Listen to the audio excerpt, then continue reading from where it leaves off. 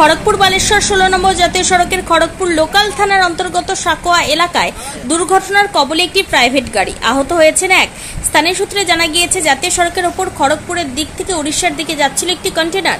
Private গাড়িটিও খড়গপুরের দিক থেকে উড়িষ্যার দিকে যাচ্ছিল।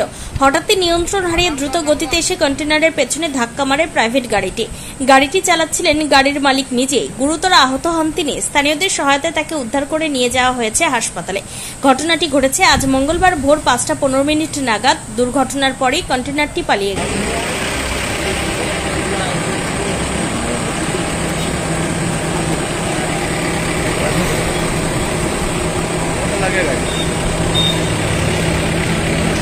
অ্যাক্সিডেন্ট ও চলতি গাড়ি পিছনে কন্টেনারের পিছনে এসে ও গাড়ি মারছে। গাড়িটা কোন দিক থেকে কোথায় যাচ্ছিল? ও যাচ্ছে উড়িষ্যা, চণ্ডীখোল। আর আশিকাটা? আর সেও যাচ্ছে ওই উড়িষ্যা, যে কন্টেনার যাচ্ছে তারই পিছনে এসে ও মারছে।